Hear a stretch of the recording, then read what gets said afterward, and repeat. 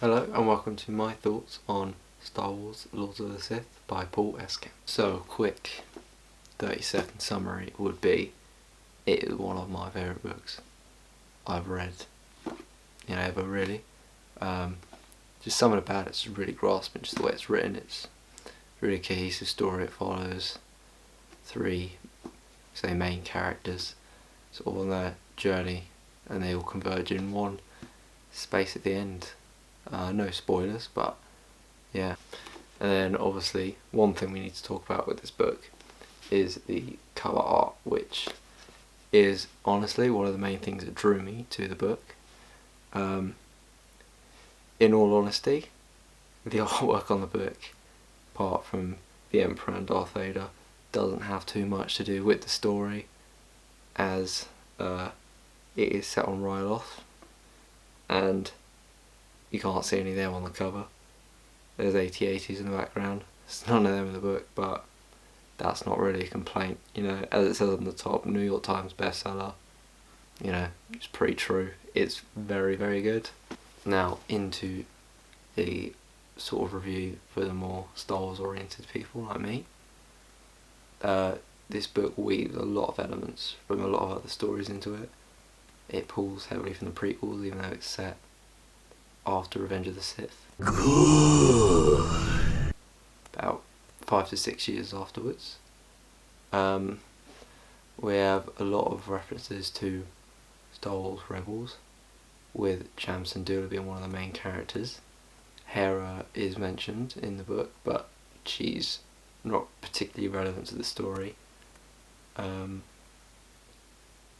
of my favourite references throughout the book was the use of V-Wings in the story instead of TIE fighters, which I found quite entertaining, because it sort of blends those two areas together, which was fun. As far as I know, the main inciting incident in this story, the main plan of the rebellion, without giving away too much, is they mostly destroy a Imperial Star Destroyer above Ryloth, and I'm not sure if it's mentioned particularly in the story, but I think that is the first time that happens in canon in this part of the timeline, which in the book's sort of self-contained environment is a big deal.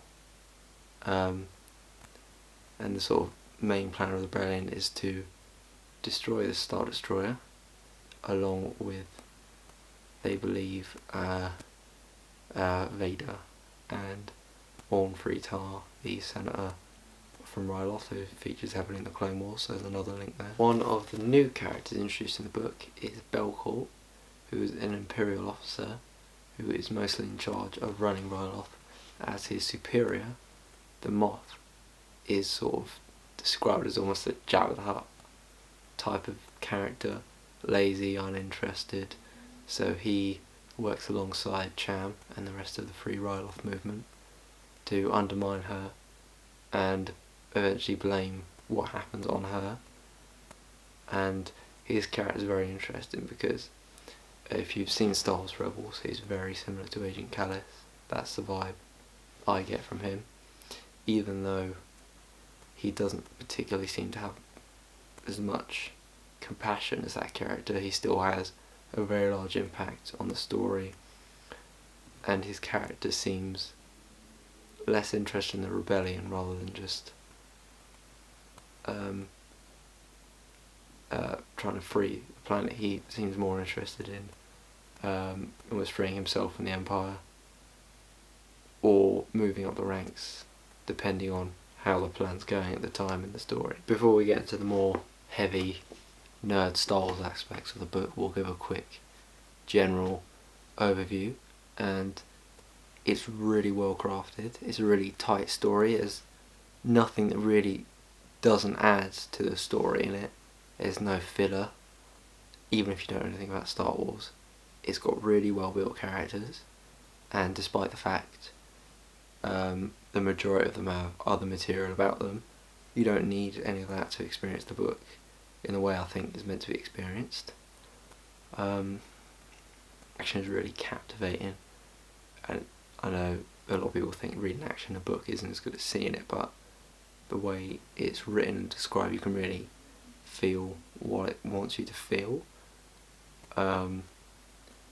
There's never any real downtime that goes on for a long period of time in the book. Sort of goes from the main inciting incident with a little build up before it, and it sort of brings it down slightly, and the level of the action does decrease, but the tension almost rises because the protagonists achieve their main goal, but then they've got other problems that come from that. So in a way, it's almost flips traditional storytelling. It has the big moment to begin with, and then fades down, but with the tension going up. One of the really interesting parts of the books is the downtime we spend with Vader and the Emperor, where Vader has a lot of sort of inner flashback moments where we see reflections from the prequels and sort of his meditations on Padme and all his failings, and oftentimes the Emperor can sense all of this and he asks him what's wrong, and in a lot of Star Wars material we see Vader try to sort of tell the Emperor, oh, everything's fine, but in this we see a lot of times he sort of admits what he's thinking about. Even when he has a thought about killing the Emperor, he fully admits it to him, and the Emperor praises him for that, saying that's his job. Now on to the spoilers for the book. Obviously, as I said before, the main objective in the book is to take down the Imperial Star Destroyer, which they manage to do, which is one of the most thrilling parts of the book in my opinion, almost the highlight of it, because the way it's described is a massive presence over the planet and it's slowly looming towards them. And what I found fun was that they used old CIS and separatist vulture droids and tripires and mines to bring down the destroyer in a really fun way, by eventually lowering its shields, eventually just tearing away at it until it starts to go down, and they destroy the hyperdrive, which completely brings it down until it explodes, and then there's a chase for everyone to get off it, which is really thrilling because, as we know, Vader and the Emperor will obviously survive, and we know Cham survives as well, but there's still that sort of tension because, you know, we don't know how it happens, which is almost the more fun bit. Before, there's three main aspects of the book. There's Belcort's story, there is Cham's story, and there's Vader and the Emperor's story. And this all starts mainly when the Star Destroyer gets destroyed, as now Belcor has to try and cover himself and act as if he's trying to help rescue everything, as he believes he's killed his higher up, which will allow him to move up in the Empire and take her spot. And then Vader and the Emperor are just stuck on an unarmed shuttle, and they get shot down and crash on the planet. Time to abandon ship. Which is the same happens to Belcor, superior them off. And then we have Cham's story, where him and his rebels attempt to work with Belcor to find the Emperor and Vader and try and eliminate them before they can contact the rest of the Empire and get rescued, because this is their one chance to do so.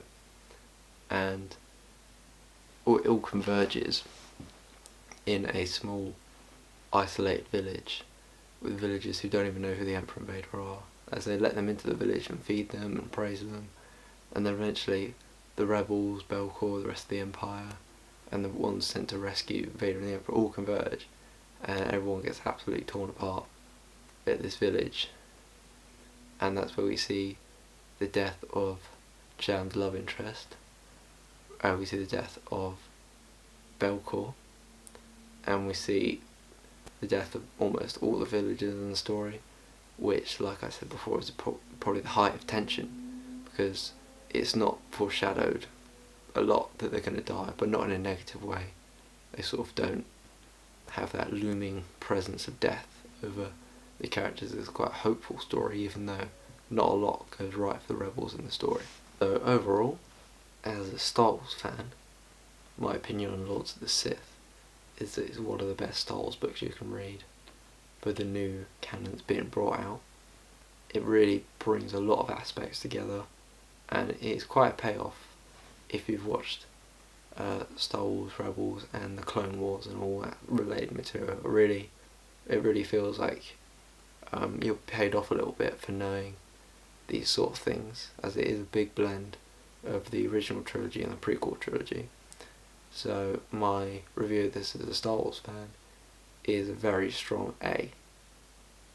There's maybe a few aspects of the book which I feel linger a slight. We were on the verge of greatness. We were this close.